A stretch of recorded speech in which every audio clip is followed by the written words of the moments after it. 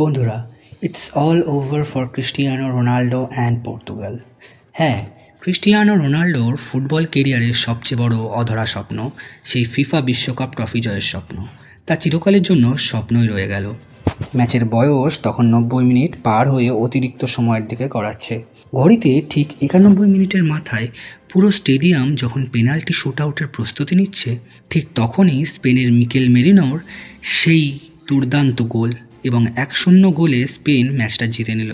আর রেফারির শেষ বাঁশি বাজার সাথে সাথেই Portugal out of the world cup.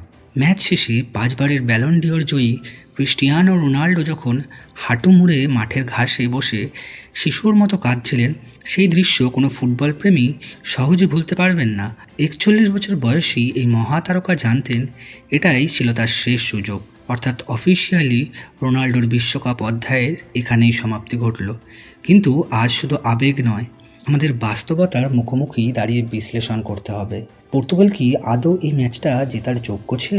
অনেকেই হয়তো ভাবছেন আমি পর্তুগাল টিমকে নিয়ে কড়া কথা বলছি, কিন্তু সত্যি বলতে এই পর্তুগাল টিমকে পুরো টুর্নামেন্টে একবারের জন্য বিশ্ব চ্যাম্পিয়ন হওয়ার মতো টিম মনে হয়নি।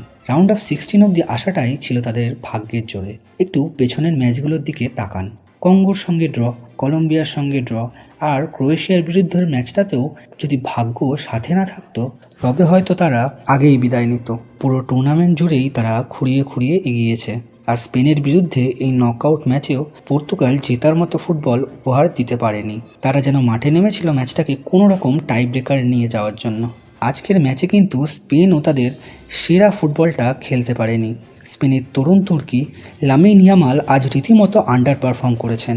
মাঝমাঠের চালিকা শক্তি পেদ্রির মতো প্লেয়ারও আজ নিজের ছায়া হয়েছিলেন। পাসিংয়ে ভুল এবং ফাইনাল থার্ডে গিয়ে ভুল। স্পেন আজ 1-on-1 গোলের বেশ কিছু সহজ সুযোগ হাতছাড়া করেছে, কিন্তু তাও স্পেন ম্যাচটা জিতে গেল কেন? এখানেই লুকিয়ে আছে একটা বড় দলের গভীরতা। স্পেনের মূল একাদশ যখন কাজ করছিল না, তখন তাদের বেঞ্চ থেকে আসা দুজন প্লেয়ার ফেরান টরেস এবং মিকেল মেরিনো পুরো ম্যাচের চিত্র বদলে দিয়েছিলেন। 91 মিনিটের মাথায় মিকেল মেরিনোর সেই অসামান্য গোলের অবদানে স্পেন ম্যাচটিকে জিতে নিল। এবার আসি ক্রিস্টিয়ানো রোনাল্ডোর পারফরমেন্স প্রসঙ্গে।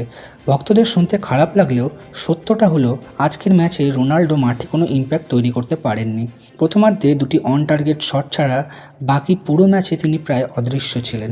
অনেকে বলতে পারেন মাঝমাঠ থেকে সাপ্লাই ছিল না, কিন্তু মডার্ন ফুটবলে একজন স্ট্রাইকারকে হাই প্রেস করতে হবে, যা 41 বছর রোনাল্ডোর পক্ষে সম্ভব ছিল না।